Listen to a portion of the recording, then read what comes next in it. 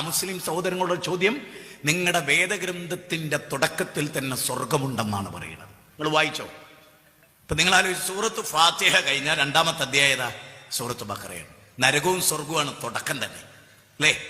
നരകത്തെക്കുറിച്ചും സ്വർഗത്തെക്കുറിച്ചാണ് തുടക്കത്തിൽ തന്നെ പറയുന്നത്. ഞാൻ ചോദിച്ചോട്ടെ, ഭഗവത്ഗീത 18 അധ്യായമാണ്. ഭഗവത്ഗീത ഭീഷ്മപർവം മുതലാണ് ആരംഭിക്കുന്നത്. മഹാഭാരതത്തിലെ ഭീഷ്മപർവം അഥവാ 25-ാം അധ്യായം, എന്നിട്ട് 42 വരെയുള്ള 18 അധ്യായം. കർമ്മകാന്ഡം, ഉപാസനാകാന്ഡം, വിജ്ഞാനകാന്ഡം, ഓരോ കാണ്ഡത്തിൽ 6 അധ്യായം, 18 അധ്യായം, അല്ലേ? 3 18 700 ശ്ലോകം. അതിലെന്താ പറയണ നിങ്ങള്? അർജുനൻ യുദ്ധം ചെയ്യൂല എന്ന് പറഞ്ഞ്. ശരിക്കും ശ്രദ്ധിക്കേണ്ട ഒരു പോയിന്റാണ്, നല്ലൊരു പോയിന്റാണ്, ശരിക്കും നോക്കിക്കോളെ. അർജുനൻ പറയാണ്, ദാ ഇവിടെ അശ്വത്ഥാമാവുണ്ട്, കവചകുണ്ടലം അനുഗ്രഹമായി ലഭിച്ച കർണനുണ്ട്, ഭീഷ്മാചാര്യരുണ്ട്, ഇവരൊക്കെ ഉണ്ട്. ഇവരോടൊന്നും ഞാൻ യുദ്ധം ചെയ്യില്ല.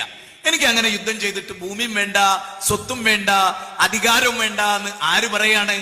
അർജുനൻ പറയാണ്. അർജുനൻ പറയാണ്, ഞാൻ ഈ NIA എന്ന് പറഞ്ഞിട്ട് ഒരു ഏജൻസി ഉണ്ടല്ലോ ഇന്ത്യക്ക്, അവരൊരിക്കല് എന്നെ കൊണ്ടുപോയി, ഒരിക്കലല്ല 8 പ്രാവശ്യം. അവസാനം ഓരൊക്കെ എൻ്റെ ആളായി തീർന്നു. അത് വേറെ വിഷയം, നമുക്ക് പിന്നെ ചർച്ച ചെയ്യാം. ഒരിക്കലും കൊണ്ടുപോയപ്പോ എന്നോട് അവർ ചോദിക്കുകയാണ്, നിങ്ങൾ സ്വർഗത്തെ പറ്റി പ്രസംഗിച്ചിട്ട് ആളുകളെ തീവ്രവാദിയാക്കുന്നുണ്ട്, ഭീകരവാദിയാക്കുന്നുണ്ട്, നിങ്ങൾ എന്താണ് അവിടെ നടക്കുന്നത് നിങ്ങൾക്ക് അറിയാൻ വേണ്ടിയിട്ടോ പറയുന്നത്. NIA ഒക്കെ കൊണ്ടുപോയാൽ ചെറിയ കാര്യമൊന്നുമല്ല. 8 മണിക്കൂറൊക്കെയാണ് അവിടെ ഇരുന്ന് കൊടുക്കേണ്ടത്. 8 മണിക്കൂർ ഫുൾ സ്റ്റോപ്പ് ഇല്ലാതെ. അങ്ങനെ ഇരുന്ന് കൊടുക്കുമ്പോൾ അവർ ചോദിക്കണം, അല്ല സ്വർഗത്തെ പറ്റി പറഞ്ഞിട്ട് ജറൂർ ഉണ്ടാക്കി കുറെ ആളുകളെ രാജ്യത്തേക്ക് അങ്ങോട്ടയക്കുണ്ട്, ഇങ്ങോട്ടയക്കുണ്ട്, അങ്ങനെ ഉണ്ടായി, ഇങ്ങോട്ടയക്കുണ്ട്. ഞാൻ ചോദിച്ചു, സാറ പേരെന്താ? എന്റെ പേര് പ്രവീൺ. ആഹാ, അങ്ങനെയാണെങ്കിൽ സ്വർഗത്തെ പറ്റി പറഞ്ഞ് വികാരം കൊള്ളിച്ച് യുദ്ധം ചെയ്യിപ്പിച്ച ആദ്യത്തെ ആള് ശ്രീകൃഷ്ണനാ. അപ്പൊ ഇയാൾ എന്റെ മുഖത്തേക്ക് നോക്കി, ഇനി എന്താ എങ്ങനെ പറയണത് ചോദിച്ചു. ഞാൻ സത്യ സാർ പറയണത്, നിങ്ങൾ ഭഗവത്ഗീത വായിച്ചിട്ടുണ്ടോന്ന് ചോദിച്ചു. ആ, എന്നാ ശരിക്കും വായിച്ചിട്ടുണ്ടോ ചോദിച്ചു. പറഞ്ഞ നിങ്ങൾ പറയും, എന്താ പറയാൻ ഉദ്ദേശിച്ചെന്നു. ഞാൻ പറഞ്ഞു, എനിക്ക് ലോകവും വേണ്ട, ഭൂമിയും വേണ്ട, ഒന്നും വേണ്ട എന്ന് പറഞ്ഞേ. അപ്പൊ അർജുനനെ കൊണ്ട് പിന്നെ യുദ്ധം ചെയ്യിപ്പിച്ചത് കൃഷ്ണനല്ലേ എന്ന് ചോദിച്ചു. ഞാൻ ആരെയും കൊല്ലൂല എന്ന് പറഞ്ഞപ്പോ, കൊന്നോ സ്വർഗം കിട്ടും എന്ന് പറഞ്ഞ് കൃഷ്ണനല്ലേ. അവൻ കണ്ണിലേക്ക് ഇങ്ങനെ നോക്കി. ഞാൻ പറഞ്ഞതാ, നിങ്ങൾ എടുത്തോളൂ ഭഗവത്ഗീത, നെറ്റിൽ കയറിയിട്ട് എടുത്തോളൂ. അതിലെ 2-ാം അധ്യായം 37-ാമത്തെ ശ്ലോകം എങ്ങനെയാ അറിയോ തുടങ്ങുന്നത്? ഹദോവ പ്രാപ്സസി സ്വർഗം ജിദോവാ ബോക്ഷസേ മഹീം തസ്മാദുത്തിഷ്ഠ കൗന്ദേയ യുദ്ധായ കൃതനിശ്ചയ. അതിന്റെ തുടക്കം തന്നെ ശ്രദ്ധിച്ചു നോക്കി നിങ്ങള്. ഹദോവ പ്രാപ്സസി സ്വർഗം, അങ്ങനെ ഹദോവ പ്രാപ്സസി സ്വർഗം ജിദോവാ ബോക്ഷസേ മഹീം തസ്മാദുത്തിഷ്ഠ കൗന്ദേയ യുദ്ധായ കൃതനിശ്ചയ. അർജുന, ഈ യുദ്ധത്ത് കൊല്ലപ്പെട്ട സ്വർഗത്ത് പോകാൻ. ഇനി ഒരു സഹാബി ഈത്തപ്പഴം എങ്ങനെ കുറിച്ചുകൊണ്ടിരിക്കുകയാണ്, അങ്ങനെ കടിച്ചുകൊണ്ടിരിക്കുകയാണ്. പ്രവാചകനെ കണ്ടപ്പോ ചോദിച്ചു, പ്രവാചക, ഞാൻ ഈത്തപ്പഴം തിന്നുന്നത്, കഴിക്കുന്നത് ഫുൾ സ്റ്റോപ്പ് ചെയ്ത് ഈ യുദ്ധത്ത് കൊല്ലപ്പെട്ടാൽ എനിക്ക് എന്ത് കിട്ടും എന്ന് ചോദിച്ചു. ദഖലൽ ജന്ന പ്രാപ്സസി സ്വർഗം, അത് സംസ്കൃത. ദഖലൽ ജന്ന, അത് അറബിയാണ്, രണ്ടും ഒന്ന് തന്നെ. പ്രാപ്സസി സ്വർഗം ദഖലൽ ജന്ന, പ്രാപ്സസി സ്വർഗം ദഖലൽ ജന്ന. നോക്ക്, അവിടെ ശ്രീകൃഷ്ണൻ പറയാണ് സ്വർഗത്ത് പോകുന്നു, ഇവിടെ മുഹമ്മദ് നബി പറയാ സ്വർഗത്ത് പോകുന്നു. അപ്പൊ ഞാൻ ചോദിച്ചു, എന്തിനാ എന്നെ പ്രതിക്കൂട്ടിൽ നിർത്തുന്നത്? ശ്രീകൃഷ്ണനെ കൂടെ നിർത്തിക്കളി, എന്നെ കെട്ടിപ്പിടിച്ച് എന്റെ കൂടെ, നിങ്ങളെ കൂടെ നിന്ന് ഫോട്ടോ എടുത്തില്ല, പിന്നെ ഏതാ ആൺകുട്ടിന്റെ കൂടെ നിന്നാ ഫോട്ടോ എടുക്കുക വെച്ചൊരു ഫോട്ടോ എടുത്തു. വിജയിച്ചില്ലേ? ഒറ്റ സിറ്റിംഗ് കൊണ്ട് വിജയിച്ച്. കേട്ടാ, ഒരു പേടിയും കൂസലും സത്യത്തിന്റെ ആളുകൾക്ക് ഉണ്ടാവില്ല കേട്ടോ. എനിക്ക് ബോധ്യപ്പെട്ട 8 തവണ ലോകത്തൊരാളും കാണാത്ത വീട്ടിലേക്കൊക്കെ കൊണ്ടുവന്ന് ഒറ്റക്ക് അത് കൂട്ടി കൊണ്ടുപോവുക. ആ ആന്റി ടെററിസ്റ്റ് ഗ്രൂപ്പ് അത് പോവുക തന്നെ. കുറെ തന്നെ കൊണ്ടുപോയപ്പോ ഒരു ചിരിക്കാണ്ടില്ല. കാരണം എന്താ പറയുക, ഉറങ്ങുന്നവർക്കത്ത് തോണ്ടി എണീച്ചിട്ട് മുസ്ലിങ്ങൾക്ക് തീവ്രവാദം പാടുള്ളൂ ചോദിച്ചാൽ ഇല്ല ഇല്ല ഇല്ല എന്ന് പറയുന്ന ആളാണ്. പിന്നെ എന്ത് തീവ്രവാദം, എന്ത് ഭീകരവാദം? ഒരു മുട്ടുസൂചി ജീവിതത്തിൽ ഇന്ന് വരെ വേറൊരുത്തനെ കുത്താന് വള്ളി ടൗസറിന്റെ പോലും കുത്തിയിട്ടില്ല. അത് ആരാനെ കുത്തിപ്പോകുമെന്ന് വിചാരിച്ചിട്ട്. പിന്നല്ലേ ഇവര് ചെക്ക് ചെയ്യണ്, തുണികുപ്പായൊക്കെ കഴിച്ചിടിപ്പിച്ചൊക്കെ ചെക്ക് ചെയ്ത് കാണും. മനസ്സിലായോ? ഇതൊക്കെ നടക്കുന്ന ഒരു ലോകത്ത് നിങ്ങളോട് ഞാൻ പറയാൻ, എന്റെ പ്രിയപ്പെട്ട ഹൈന്ദവരോട്, ശ്രീകൃഷ്ണൻ പഠിപ്പിച്ച ഈ സ്വർഗം നിങ്ങളെ നിങ്ങളുടെ സന്യാസിമാർ പഠിപ്പിക്കുന്നുണ്ടോ? ഇതാണ് എന്റെ ചോദ്യം. അത്ര എന്റെ ചോദ്യമുള്ളൂ. ഞങ്ങളാ പഠിപ്പിക്കുന്നത് നിങ്ങളെ. ആ സ്വർഗത്തെ കുറിച്ച് ഇന്നും വയലു പറയുന്നത് ഞങ്ങളാ. ആ സ്വർഗം ഉണ്ട് ഞങ്ങൾക്ക് ഉറപ്പാ. കാരണം ഭഗവത്ഗീതയിൽ ആ സ്വർഗമുണ്ട്, ബൈബിളിൽ യേശുക്രിസ്തു പറയാണ്, നിന്റെ കണ്ണ് പാപം ചെയ്യാൻ കാരണമാകുന്നുവെങ്കിൽ നിന്റെ കണ്ണ് ചൂഴ്ന്നെടുത്ത് ദൂരെ കളയുക.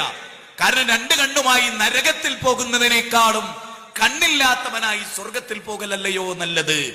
നിന്റെ കൈ പാപം ചെയ്യാൻ കാരണമാകുന്നുവെങ്കിൽ നിന്റെ കൈ ഛേദിച്ചു കളയുക.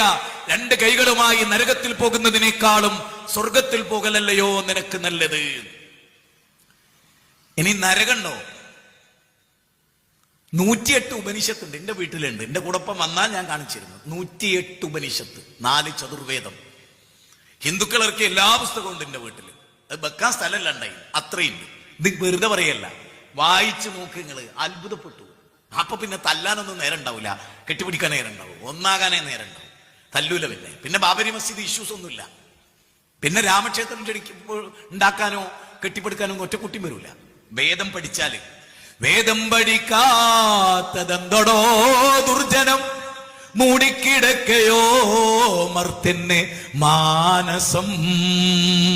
രാഘവൻ നായർ ചോദിച്ച അഫലാ യതദബ്ബറൂനൽ ഖുർആൻ അമ്മലാ ഖുലൂബിൻ അഖ്ഫാലുഹാ, അവരെന്താ മണിച്ചിത്രത്തായിട്ട് ഹൃദയത്തെ പൂട്ടിയിരിക്കുകയാണോ?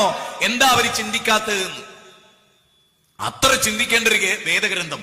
ഇനി നോക്ക് നിങ്ങള്, ഈശാവാസോപനിഷത്തിന്റെ 12ാമത്തെ ശ്ലോകം, അതിൽ നരകണ്ട് എന്നാ പറയുന്നത്. ആർക്കാ നരകം അതുകൂടി പറയാ. ആ ശ്ലോകം ഒന്ന് കേട്ടോ. അന്തം തമഃ പ്രവിശന്തിയേ സംഭൂജ്യമുപാസതേ തതോ ഭൂയൈവദേ യഹുസംഭൂദ്യാമ്രദഃ. ഈശാവാസോപനിഷത്തിന്റെ 12ാമത്തെ ശ്ലോക. അതിന്റെ അർത്ഥം എന്താണെന്നറിയോ? പശുവിനെ ആരാധിക്കരുത്. എങ്ങനെ പശുവിനെ ആരാധിക്കരുത്? ഒരൊറ്റ ഹിന്ദുവിനറിയോ അതിന്റെ അർത്ഥം? പാമ്പിനെ ആരാധിക്കരുത്, ദേവനെ ആരാധിക്കരുത്, ദേവിയെ ആരാധിക്കരുത്, സൂര്യനെ ആരാധിക്കരുത്, ചന്ദ്രനെ ആരാധിക്കരുത്. എത്ര കൃത്യം, എത്ര കൃത്യം! ഒരു സൃഷ്ടിയെയും ആരാധിക്കരുത്. അങ്ങനെ ആരാധിച്ചാലോ അന്തം തമഃ പ്രവിശന്തിയേ സംഭൂത്യമുപാസതേ തതോ ഭൂയൈവദേ യഹുസംഭൂദ്യാമ്രദഃ. സൃഷ്ടി പൂജ നടത്തിയാൽ അന്ധകാര നിവിഡമായ നരകത്ത് പോകുന്ന. അപ്പോ സൃഷ്ടി പൂജ പാടില്ല, ഖബർ ആരാധന പാടില്ല, ഖബറാളിയെ ആരാധിക്കാൻ പാടില്ല, ഒരു ജിന്നിനെയും മലക്കിനെയും ആരാധിക്കാൻ പാടില്ല. ലോകത്ത് മനുഷ്യനെ പഠിപ്പിച്ച തത്വമാണ്. ഏതെങ്കിലും ഒരു വേദഗ്രന്ഥമല്ല, എല്ലാ വേദവും. ഞാൻ ഫോർ എക്സാമ്പിൾ നിങ്ങൾ നോക്കൂ. ത്വമേകം ശരണ്യം ത്വമേകം വരണ്യം ത്വമേകം ജഗത്കർതൃപാത് ത്വമേകം ശരണ്യം ത്വമേകം വരണ്യം. എന്നിട്ട് പറയണം ത്വമേകം ജഗത്കർതൃപാതൃ പ്രകൃതൃ ത്വമേകം പരം നിശ്ചലം നിർവികൽപ്പം. 5 തവണയാണ് ഏകൻ എന്ന് പറയുന്നത്. ഏകനായ റബ്ബിനോടാണ് പ്രാർത്ഥന. അതിന്റെ അർത്ഥം ഏകനായ റബ്ബിന്റെ മുമ്പിലാണ് നേർച്ച. ഹൈന്ദവ വേദഗ്രന്ഥത്ത് പോലുള്ളതാ. അല്ലാണ്ട് മൊയ്തീൻ ശൈഖിനല്ല നേർച്ച, മമ്പർന്നങ്ങൾക്കല്ല നേർച്ച, ഉള്ളാളന്നങ്ങൾക്കല്ല നേർച്ച. അവരുടെ പേരിൽ നേർച്ച ശിർക്കാണ് എന്നാണ് ഖുർആൻ പഠിപ്പിച്ചത്. വേദഗ്രന്ഥം പോലും പഠിപ്പിച്ച അതാണ്, ബൈബിൾ പോലും പഠിപ്പിക്കുന്ന അതാണ്. പിന്നെന്ത് കേൾക്കണം നിങ്ങൾക്ക്? എന്നിട്ട് ഇത് പഠിപ്പിക്കാൻ ഇവിടെ ഉസ്താദുമാരുണ്ടോ? ഇല്ല. ഉസ്താദുമാര് പഠിപ്പിച്ച പോലെ അന്നം മുട്ടൂലേ? അന്നം മുട്ടും. നമ്മൾ അന്നം മുട്ടൂല. കാരണം കയ്യിൽ നോക്കുങ്ങള് അല്ല പത്തരമാറ്റ തയമ്പാ പാടത്ത് പണിയെടുത്തതിന്റെ വന്നു നോക്കിങ്ങള്, വന്നു നോക്കി. അതുകൊണ്ടൊരാളെ പേടിയില്ല. എന്തിനു പേടിക്കണ്?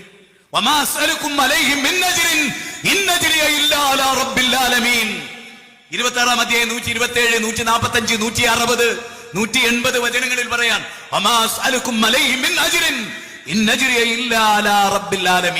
ഇതിന്റെ പേരിൽ ഞങ്ങൾ നിങ്ങളോടൊന്നും ചോദിക്കുന്നില്ല, ഞങ്ങളുടെ പ്രതിഫലം പടച്ചോൻ തരും. അത് പറയാനുള്ള ചങ്കൂറ്റം ഞങ്ങൾക്കുണ്ട്. ഇത്തിരി പോന്ന ഈ നിലമ്പൂരിൽ നിന്ന് കിട്ടുന്ന ഇത്തിരി പോന്ന തേനാണ് 3000-4000 വാങ്ങണതേ. ആ ബാക്കവിയൊക്കെ 3000-4000 എന്നിട്ട് കുട്ടി ഉണ്ടാവുന്നു. എന്നിട്ട് കൊടുക്കാൻ പാവപ്പെട്ട എൻ്റെ പ്രിയപ്പെട്ട APK സുന്നികളെ, നിങ്ങൾ മുജാഹിദായോ? നിങ്ങളൊരു ഉറുപ്പ്യം വാങ്ങാൻ ഒരു മൗലവ്യം വരില്ല. 10 ഉറുപ്പ്യ നിങ്ങൾക്ക് അങ്ങോട്ട് തരികയെന്നല്ലാതെ എൻ്റെ ഒക്കെ ജീവിതാനുഭവം അതാ. 10 ഉറുപ്പ്യ അങ്ങോട്ട് കൊടുക്കേണ്ടി വരിക, ഇങ്ങോട്ട് വാങ്ങിക്കേണ്ട അവസ്ഥ അല്ല. അത് ഉണ്ടാവൂല ഒറിജിനൽ ഇസ്ലാം ആണെങ്കിൽ.